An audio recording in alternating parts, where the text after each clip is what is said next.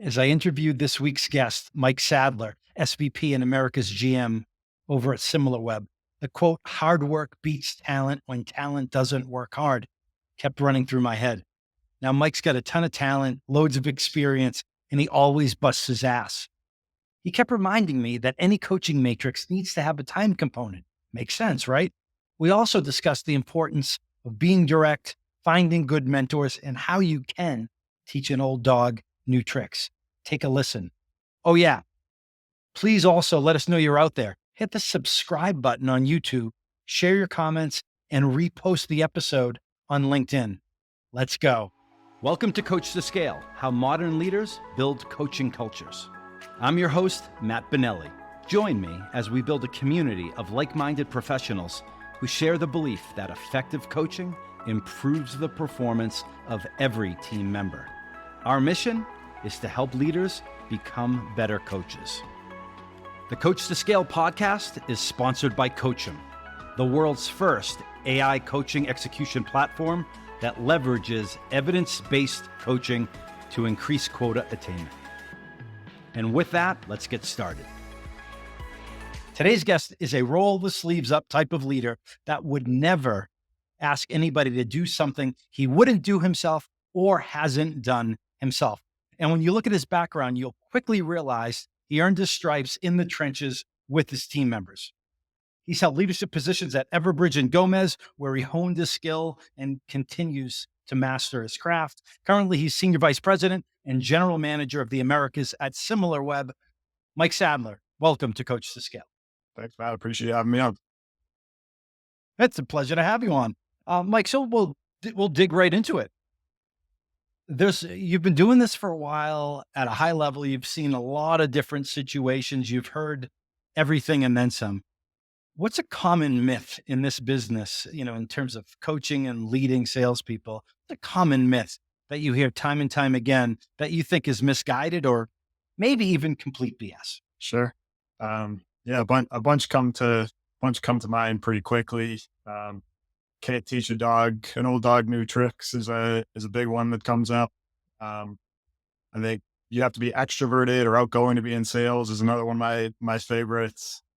I think one that I see a lot at the moment, especially on LinkedIn posts, tends to be around outbounding or cold outbounding. Cold calling is dead. And I think that's one that I always get a good chuckle out of. I think a lot of times that's either a self-serving pitch for some other sort of product or service, or just maybe someone looking for validation of not wanting to do some of the hard yards involved in that sort of outreach. But I think for the best salespeople, that is definitely still a very viable approach. I remember having a good leader early on that told me, if you can book a meeting from a total stranger out of nothing, right, you'll be infinitely employed. And I generally think that's a myth that gets propagated quite a lot, to where people that are saying that probably either have a self-serving reason not to do it or just don't know how to do it properly. I love that quote, and I've heard you mention that when we talked last.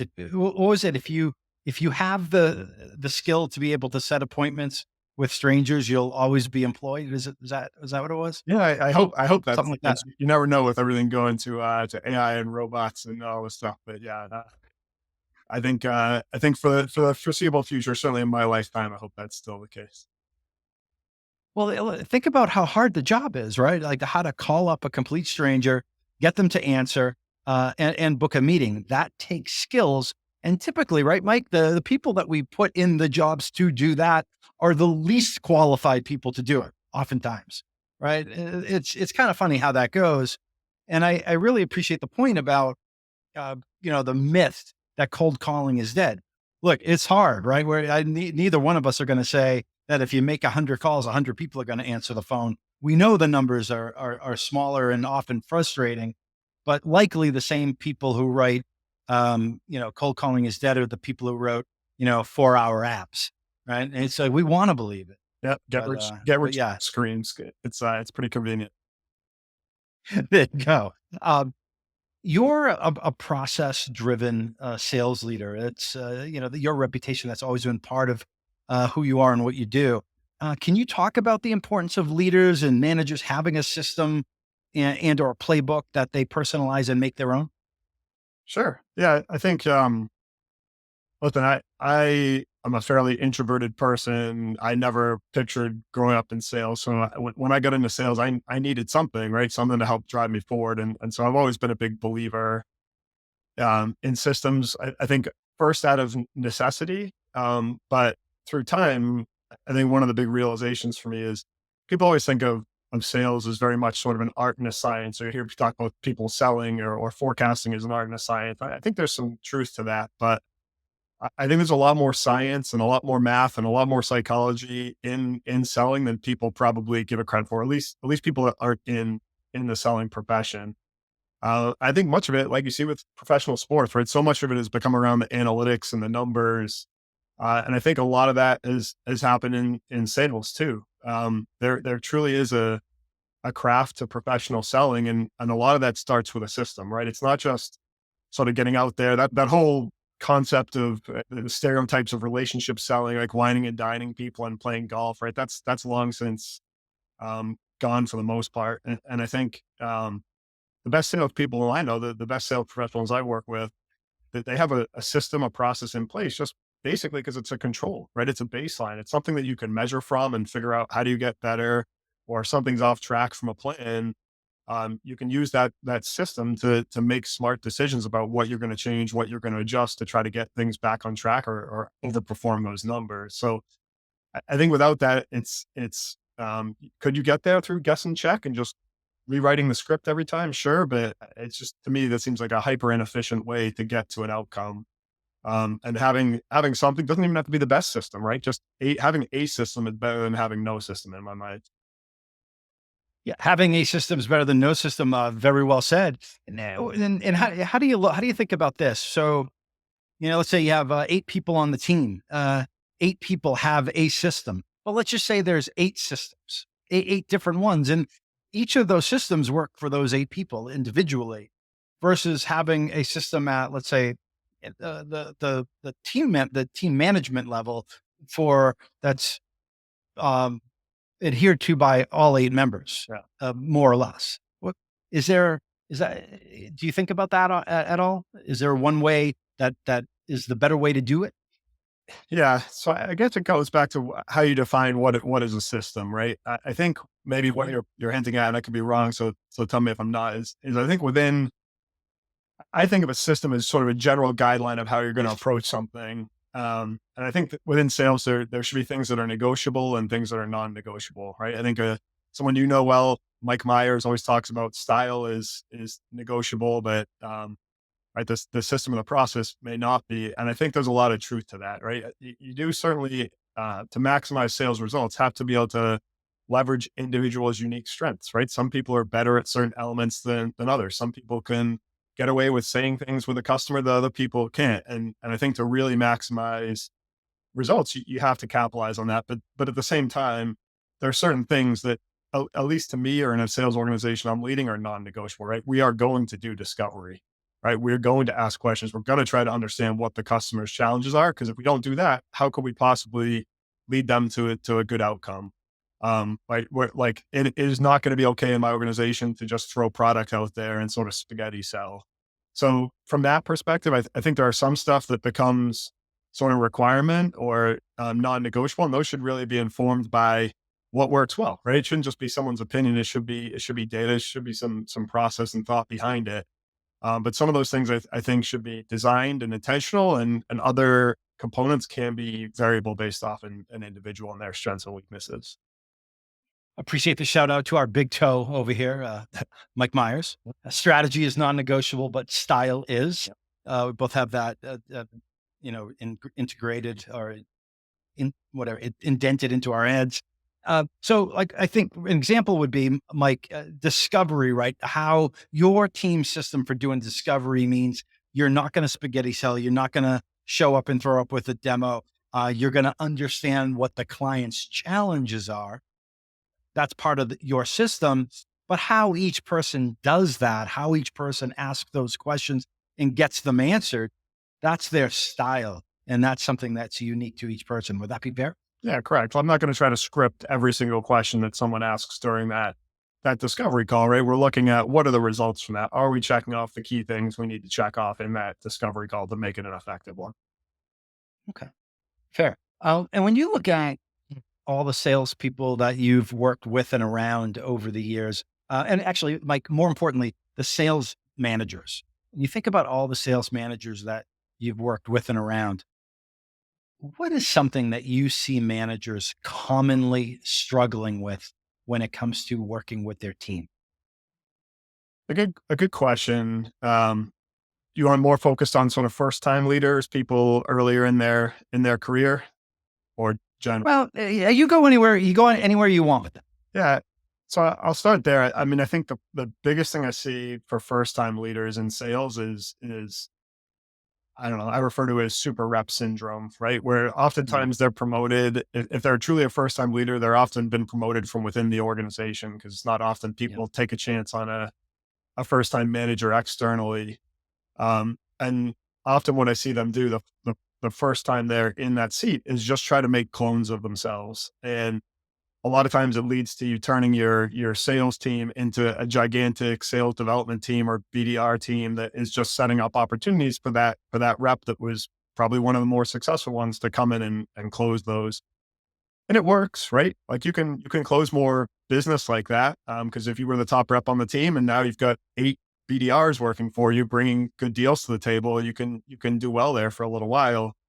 The challenge is it doesn't really ever scale, right? And you can't Mm. beat that, and it sort of limits your ability to keep moving on and progressing your career as a leader. So the faster I think those leaders can learn to give their team a little bit of leeway, give them a little bit of rope, and really try to be more of a coach than someone that just comes in and does it for them, the better off they'll be. Now, I mean, that being said, there are times when you do have to take over, right? Like, or it makes sense to take over. You have your biggest deal for the quarter, $1 million deal with make or break, and the reps taking it down the wrong path. You may have to step in and run the call, right? So I'm not saying you let that one go, but you got to sit down with them, after, help them understand why you took over the call when you did, and then the next time, hope they make it a little bit further or make the right decision to go down the right path. So I think that's a pretty common one, when people just try to either make clones of themselves or really just come in and take over every sale. I love that. Yeah, save the deal, not necessarily the rep. In those specific times where that might be needed. Yeah. Otherwise, like let them fail, let them make mistakes and learn from it. How about the more senior folks? Right, you referenced a quote in the beginning, right? You can't teach an old dog new tricks, and granted, sometimes it's harder to teach that old dog new tricks, but certainly it can be done. But what's a challenge for even more senior managers that you see that's all too common still? Yeah, I think it's probably related. I actually do think you can. I think that's a myth. So I do think you can teach an old dog new tricks or a stubborn dog new tricks. I think maybe related to the mistake is sometimes it's not worthwhile. And I know that might be a bit of a controversial statement, right? Because I think as a manager, and actually someone who goes into coaching or into management, often they have that bone in there to want to help, to want to fix. And given enough time and resources, you probably can fix just about anything. But we're in a business, right? And time is a factor in business. And there are cases where, the amount of time and effort it would take to fix something, quote unquote, might not be prudent for the business, right? And I think that's sometimes a harsh and tough realization, but I think it's a real one, and it's not necessarily, I would say, condemnation on the individual, right? I've got multiple examples in my time where I hired someone who came in super smart, thought was a good fit. They did everything we asked of them. Great employee. Couldn't have asked for a better team member, but for some reason or another, the results just didn't pan out the way, that we thought it would. And the, sometimes the best thing to do is realize that early on and help them find something that they can be a better fit at, right? Because they're not doing themselves any favors, not being successful. And sometimes if there's too much to learn, right, the amount of time, the amount of effort it would take to get that person successful is just not worth it. And you can actually do a disservice to the rest of your team if you're spending 85, 90% of your time working on one person and neglecting all your top performers, right? It's a common lesson in leadership is spend more time with your A's and less time with your C's. But at a certain point in time, there is sort of that cut bait period, right? And I think often um, it's a relief for a lot of people, right? It's a relief for you. It's a relief for the manager, but it's a really hard thing to do as someone who's invested in or made a decision in their career that their goal is to help other people and to have success through others' success. To realize that can be really tough, even for experienced managers. Yeah. And especially when they're doing all the right things and they're trying, right? That's the one that probably, yeah, gives a lot of leaders a Yeah. hard time when But, someone's trying to do it all and they're but just not getting it done. yeah, a story I tell to a lot of my leaders, right, in that situation is I had a rep who was same situation, right? One of the just great human being, really hard worker, just wasn't being successful. So we ended up going down a performance plan route with the intent of saving him, right? Trying to work on the behaviors and attitudes, techniques, everything to get them there. And it didn't pan out. And I think in retrospect, we realized that it was a multi-product, multi-buyer sale. This person just was better suited for like a multi-buyer single product or single product multi-buyer. There was just too much complexity there. We ultimately parted ways. That person went back to their old company with all the skills they'd learned and ended up getting promoted within like 2 months. And they ultimately became the VP of the sales org, right? So someone who was considering moving out of sales, right? Like they were that down on themselves that they were going to give up on sales and look at different career paths. We moved on. We agreed to move on, and they ended up coming back as a VP of sales in a different environment. So it's usually a good story to help realize that it's not the end of the line for somebody, right? Sometimes people just need to find the right fit for them. And Mike, that's a really great story, and I hope other people are listening to the details around that. I have a guest that the podcast will be dropping very soon, and he talked about the importance of a coaching tree. And one of the questions he asks leaders when he's hiring them at senior levels, he says, "Talk to me about people that you've promoted and the success that they've gone on to have." He said, look, good leaders promote people, but great leaders promote great people, like people that have not just been promoted, but actually go on to do something. And that story you talked about is a great lesson on a multitude of levels. One is having a difficult conversation with somebody, helping them find the situation that they'd be better in, and then actually seeing them thrive in that situation and realizing that if you trace the steps back, you had a key role in helping that person achieve that success by pushing them out, for lack of a better phrase. Yeah, Uh, it's a so it's a good one. It gets a bit bittersweet, right? Because then you see someone else benefiting from all the work and training. But ultimately, that's what we're in this for, right? Which is just great to see people have success, whether it's here or somewhere else. yeah, a lot of different factors go into success in this crazy business, as you know. Mike, I've heard you talk about the importance of having buy-in from your team. And one of the things I think about is as leaders, when we harbor somebody, when we, uh, have someone on the team that's not getting it done, and we as the leader don't do anything about it, there's a good chance that we'll lose the support of the other people because they see it. Right. They see what's happening oftentimes before we, the leader, uh, does. How important is it to have buy-in from the team? I think without buy-in from the team, it's very difficult to get much done, right? Early on, I can't even remember if I was working or not, to be honest, but it's something that stuck with me. A lesson from my dad. He had mentioned something to the effect of one of the best things you can do is surround yourself with really smart people, right? People that are smarter than you. And I think it stuck with me because my dad's a smart guy, and I'm just thinking that must be hard to find a lot of people, right, like that. But it stuck with me. And I think as I've gotten older, I've really realized the importance of that and really trying to hire people around you that are better than you in certain areas, right? Or smarter than you. But even with those people around you, um, unless everybody's sort of rowing in the same direction, right? For lack of a better term, it's really difficult to accomplish anything. No different than you could have a team full of athletes, they have the most talent in the world, but if they're not all on the same page, they're going to lose out to a better team. And I think a lot of that comes down to to buy in. And a lot of that to me comes from communication and trust, right? And it doesn't necessarily mean everybody has to agree all the time, but Mhm. it's really important to have a team that where you can disagree and commit, right? And once you determine that this is the direction we're going, everybody's going in that same direction. And to me, a lot of that comes from trust that everybody knows, everybody has everyone's best interest at heart, and trust that if we follow the process, follow the system, do what we're supposed to do, we'll get to the outcome. And a lot of that really comes back to communication, making sure that we're setting expectations well, that we're being open and honest, that we're communicating what's happening. If I just go back to a point we were talking about a little bit earlier, you touched on something that is super challenging for a lot of leaders, especially first time managers, which is you spend too much time with those who haven't earned your time yet, meaning too much time with those who are struggling, the Yep. new folks, let's call them C players for the purposes of this discussion, and not enough time with your A players. And there's different schools of thought on this, right? But I think many people would agree that leaders should be spending a lot or most of their time with their A players. There's also a school of thought that says that agrees with what you said, which is you should be spending time with more time with your A players than your C players.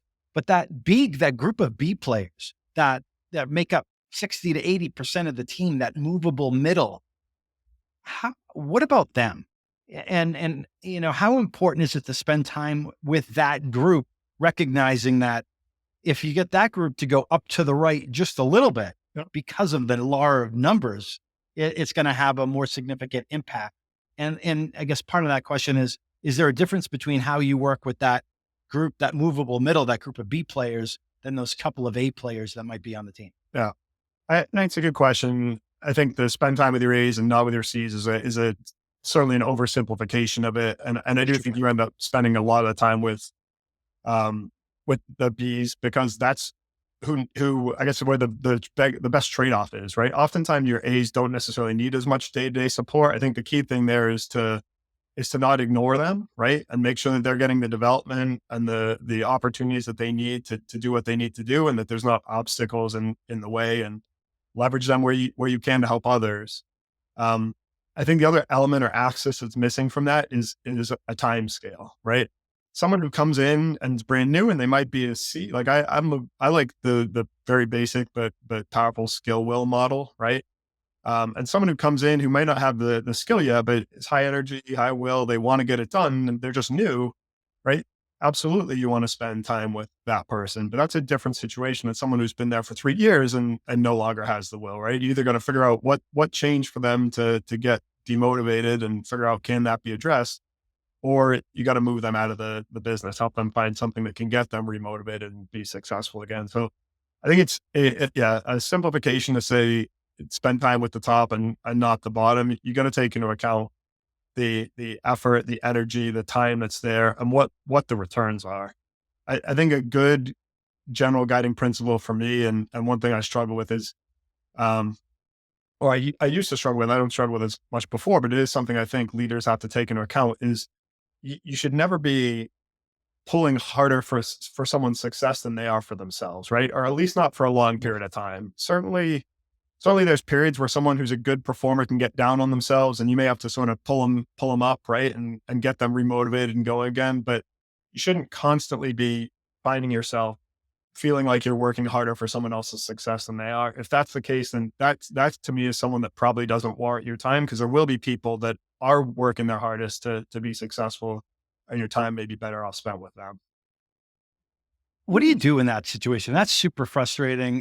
My guess is you've been there. I know I've been there when you feel like you care more than that person does. What do you do? Is there is there a go-to? I mean, I know there's no like magic bullet there, but is there something that you've honed when you run into a situation like that, you kind of go to that play, so to speak? Yeah, I don't know if there's a perfect answer there. I tend to be pretty direct. So oftentimes we just have the conversation with them, right? Hey, I feel like I'm working harder for your success than you. And that doesn't seem like that should be the case. So I don't know if there's usually something going on there, right? Especially if it was someone that was working hard and they stopped, that's a different situation than someone who just never really was working hard in the first place. But I don't know. I find that oftentimes the cleanest solution is just the most direct one. So for me, it's probably just a conversation to call it out and try to understand why. Well, I'm glad I'm glad you went there. The disarming honesty, candid. Hey, just call it right out. Sense it, say it. Yep. So that's anyone who is running into that situation that feels a little bit uncomfortable may want to give that a try. Occam's razor, the simplest answer is probably the right one. Mike, what's a this is one of those you know those battle scar type questions. Which one of those painful lessons that you've learned in this crazy business that shaped who you are as a leader today? Yeah.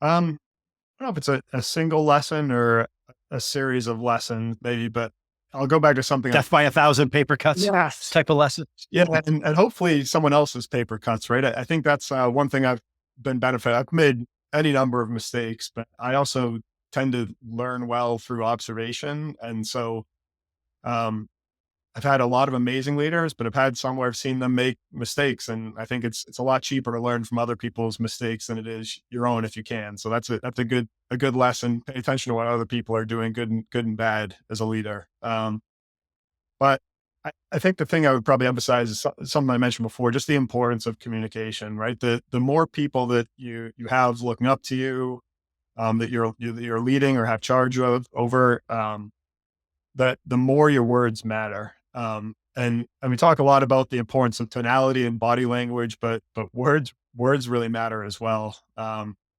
you can very quickly uh, lose confidence or lose the trust in people with sort of just even careless communication, right? Um, I think two things come to mind specifically. One is oftentimes when there's a vacuum of communication, people don't tend to fill those voids with good news, right? If you just Right.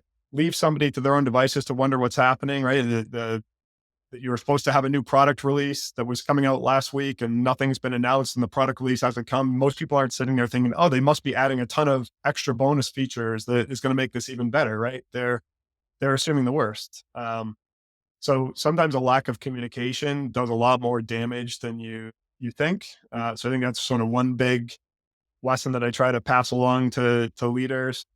The other is just the importance of, and this is again, it's a really basic management principle, but um, you got to celebrate the wins for individuals and take the blame for the failures, right? I remember a leader that had come into an organization I was working from and did a whole bunch of really great work to build rapport and trust with the team their first couple months.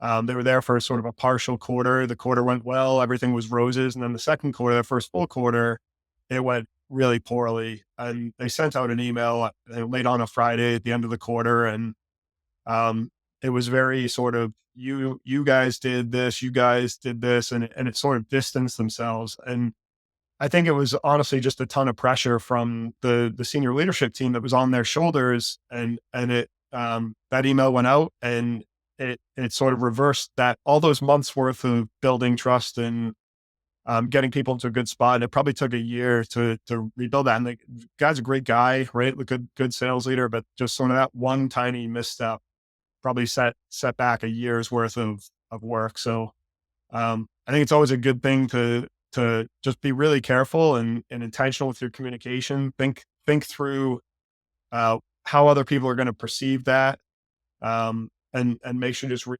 really intentional and careful with what you say. Pressure's a privilege, but it doesn't always feel that way. It's not. These aren't easy jobs. No. And somebody once said, if it feels good to send the email, you might want to sleep on it. Yeah, yeah, it's a That's good man, yep. may not be the best idea. So Mike, now you're SVP, you're GM of the Americas at Similarweb. Two questions. What does Similarweb do for the audience? And then what excites you most about what you're doing today with your team? Sure. So what most people know Similarweb for is effectively being like having access to Google Analytics for your competitors, right? Or being able to see website traffic and engagement data for any website on the internet. And given the audience for this podcast, a lot of sales leaders, there's probably quite a lot of people that have sales teams that either knowingly or unknowingly are using our tools or free extensions, especially if you're looking at traffic data or bounce rate or anything like that for either lead scoring, prioritization of accounts, or pricing. But really, what we do is actually really neat. It's we sit on a ton of amazing data of what people do online. So where they go, what they're searching for, where they're congregating, and it helps our customers answer a whole bunch of really interesting questions, right? It's not just data on, you think about pick your favorite retailer, right? I'll take a Best Buy or a Target. They have really good instrumentation on what happens when somebody arrives at their site. Where do they go? What products they look at? Where did they come from? But they have very, very little visibility into what they did before they got there, what they do after, what they did 3 months after that. And so Similarweb helps expose that to a lot of the customers and really get a better understanding of customers' digital buying behavior. Can answer a ton of really cool questions. Really, really cool technology. And the technology is amazing. I feel like these days I just think about something that I might want to buy. I just think about it and it shows up in my Facebook feed or something like that. I'm like, Yeah, so it I seems know they're listening, but are they in my head? no, it seems like that, but like that's a good example of maybe where something like Similarweb comes into play, right? So you start thinking about something you're going to buy, you may have unintentionally done behaviors 3 or 4 weeks before that would indicate that. So like, let's say you were going to buy a Yeti cooler, right? If you were researching camping trips 3 weeks ago, we may be able to tell Yeti that, hey, people that start searching for camping trips, a couple weeks after that, they start looking for coolers. So they start looking at people, they start advertising on sites, retargeting on sites where people are looking at camping information. All of a sudden, these things that you just thought about looking for magically pop up. So it's not Siri or your Alexa device listening to you, but it is maybe people looking at patterns of what people as a whole do, not you specifically, but what do people do when they're going on vacation? What do our customers do? Where do they hang out? What are their patterns they do to help people make better buying decisions, better advertising decisions with their dollars? You are in my head because I did go on a camping trip recently and realized I do need a Yeti cooler. There you go. So, anyway, so what are you most excited about working with your team and leading the team at Similarweb? Yeah. So I mean, first of all, I love my team. Got a great team of people. So it's just fun to work with a team that you trust and you know can be successful. I think that the exciting thing is we're really just scratching the surface. We're a public company. It's a relatively small one. But our customers, for the most part, are probably using about 5 to 10% of the value we could actually give to them and provide to them. So if we didn't acquire a new customer for the next 5 years, we could continue to grow at a good clip just by going and working with our customer base. Good news is we got a great net new acquisition team as well. So I just think the sky's the limit's a little bit of a cliche, but there's so much opportunity in terms of what we can do and what we can take advantage of, given the focus on digital and given the data that we sit on top of. Hmm. Um, so this podcast, Mike, is called Coach2Scale. So our goal is to bring on guests who've been there, done that, and can share actionable advice with people, the listeners. And also, what I've learned along the way is that people like you who care about coaching and developing others usually have that behavior modeled for them somewhere along the way. Can you share a story about someone whose coaching had an impact on your career? Sure. So I'll pick probably my first sales VP, who I think you may have actually had on this show before, Brian Caulfield. Yeah, yeah. Yep. So I came out of marketing into a sales role, and I was fortunate enough to work in an organization where the marketing team put the marketers through sales training. So I'd had a good foundation in sort of solution selling, and I was running all the trade shows. So I got a ton of time to talk to customers and come in, but I actually was never an SDR, never did sort of pure meeting booking, and went straight into it and inside sales territory under Brian. And he was very fortunate to get coaching from him. And I think another Rob Merklinger, I think you may have had him on the show as well. Yeah. Yeah. My first sales director. they were big Sandler guys, so I had got a lot of really good training early on. But a lot of the sort of deal breakdown sessions with Brian and Rob, they were just making really questioning and asking what would you do, and sort of leading me to water rather than just saying go do this or writing an email for me. So I got exposure to good coaching um, very early, which was very fortunate for me. And I still remember just some of the other ad hoc conversations. Like one in particular jumps up. I was probably 24, 25 years old, and Brian had called me in, and I didn't know what it was about. And he just was checking in to see how I was doing. And I'll never forget this. And he probably doesn't remember it. Right. But he sat me down. He looked at me across the table and said, keep doing what you're doing. He's like, there's no reason why, if you keep doing what you're doing, you shouldn't be making $200,000 a year in a year or two from now. And I just remember at that time, like that was just such an outrageous amount of money. But it was really motivating, right? And to have somebody have that sort of belief in you and be there to help remove obstacles was just a really good example of a coach. I'd had some good coaches in sports, but that was sort of the first one that really took the time to invest and sort of build confidence and make me feel good that I'd made a good decision in terms of making a career switch. Well, that's great. Shout out to Caulfield and Merklingers, a couple of OGs. We all worked together back at Oracle. Uh, Geez, in the late '90s, early 2000s. Man, we're getting old, huh? We're getting old.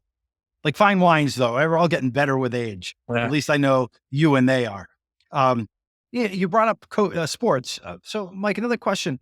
Uh, Think about a coach. I would say, like, who's one of your favorite coaches, and what are the attributes of that coach that you admire? And when I ask for that question, like, think about someone that not everybody, but most people might know the answer to. Is there a coach that comes to mind? Yeah. I think I'll go an interesting route here. A couple years ago, if you'd asked me, I would have said Bill Belichick. But I know for anyone that's not from New England, that's probably a pretty unpopular answer. I really like the directness and the no nonsense element of it. I know everybody outside New England really just gets to see the sort of short snippets of the press conference events and what appears to him being rude. But I think a lot of that was really just because he wanted to put his attention and time to making the team better. Um, but I think the one that jumps out of mind is more of a not even a real coach, right? It's a Ted Lasso, and I think the I think probably a lot of people have seen that show. But the one thing that really sticks out there, which is a good lesson to learn, is he's I'm not super positive. I'm skeptical. Right, one of the things that's actually helped me in sales is being a worst case scenario thinker, and I really have to work hard to remain and stay positive. But one thing I do think I do a good job of, and there's probably no better example of this than Ted Lasso, is giving people the benefit of the doubt, right? Like all the different difficult situations he gets into, he's always assuming that the other person had the best of intentions, and that if something's wrong or he seems like he's being slighted, his assumption is not that they're trying to screw him over, it's that something else has happened. And as a leader, that's a really powerful and important place to come from, is really trying to put yourself in the other shoes, but to a degree of assuming that they're trying to do the best thing, right? And until someone proves you wrong, or until they prove you wrong that they're not trying to do the right thing, you often save yourself from getting into a lot of difficult situations than if you go in assuming they're trying to hurt you or harm. I gotta watch the show. I think I watched the first one. It was okay. I never got into it. You. Yeah. But you're the second or third person that has brought up Ted Lasso, and then someone recently sent me a video, and it was the most awesome video. It was him playing darts, and basically hustled somebody who wanted to play darts for some big amount of money or whatever, and didn't realize that he was a you know really good Yep. dart player, and he took him for a ride. I gotta go back and watch that. I haven't watched Yes. that show.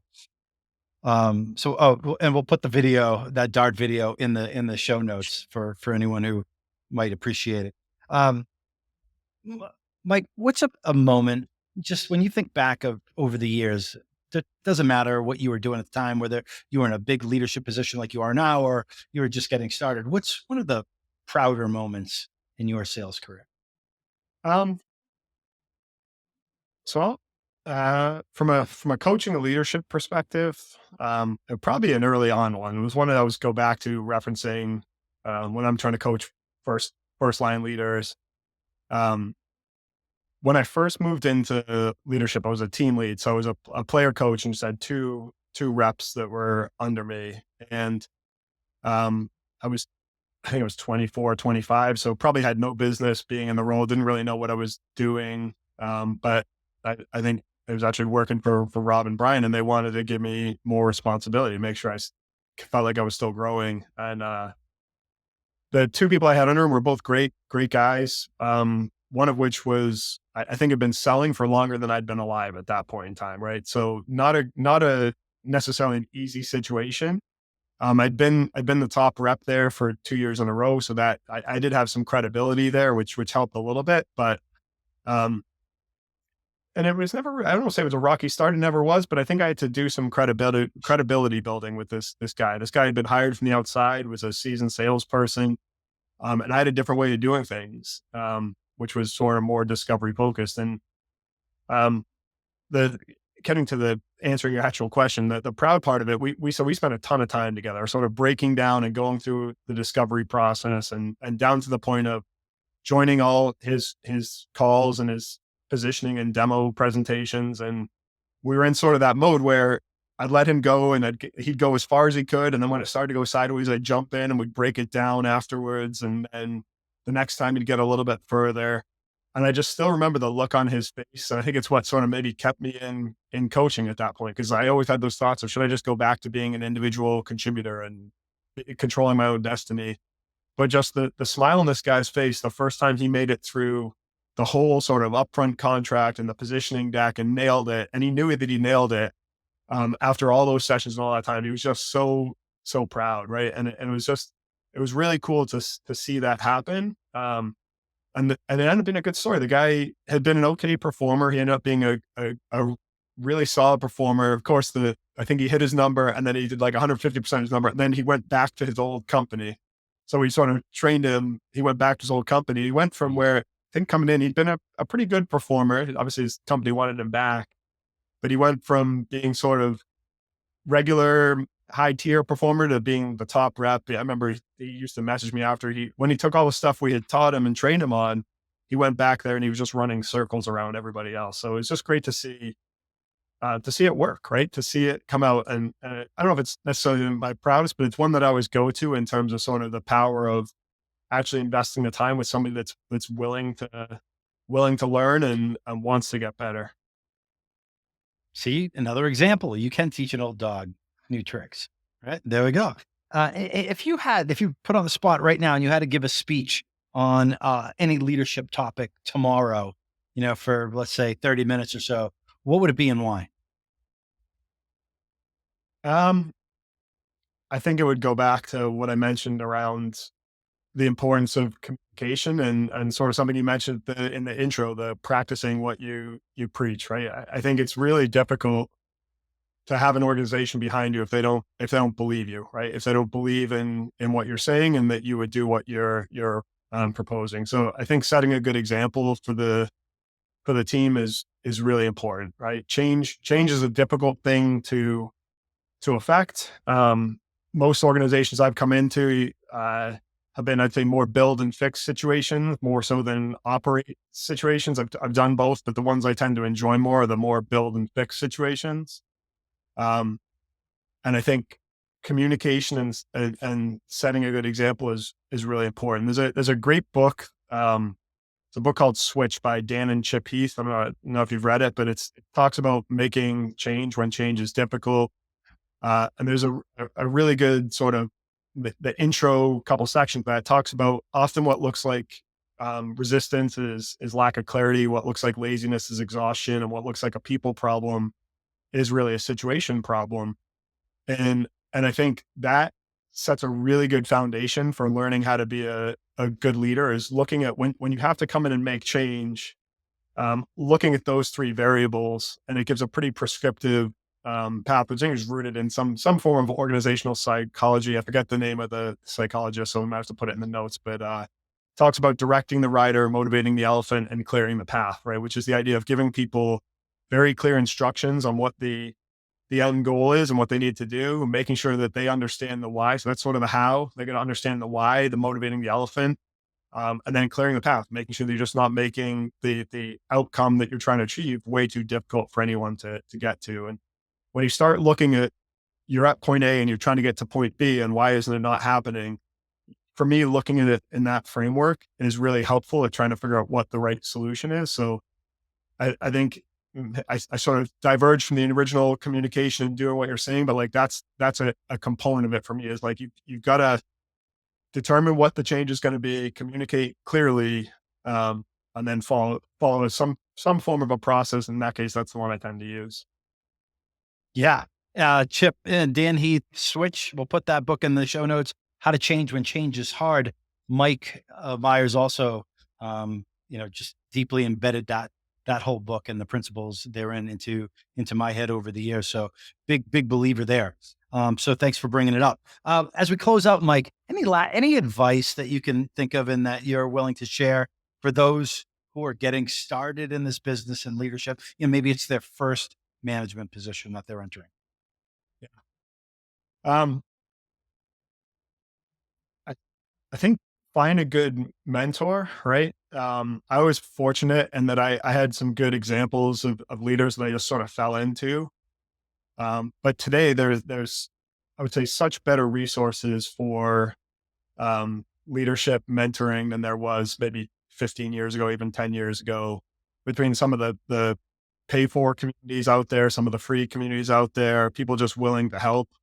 Um, Being really choosy there and picking who you can get advice from. It's helpful from an advice perspective, but also leadership can be lonely too, right? Especially if you're moving from an environment where you're a peer and then you go to a leader, you sort of have to maintain a bit of a different relationship than you had when you were sort of side by side with people. And it can be challenging, right? And you end up with a lot of sleepless nights sometimes, and having somebody to just sort of bounce ideas off of, um, complain to, right? Vent and let off some steam can be really important, because you can't necessarily do that the same way you used to with peers if you've moved up from internal.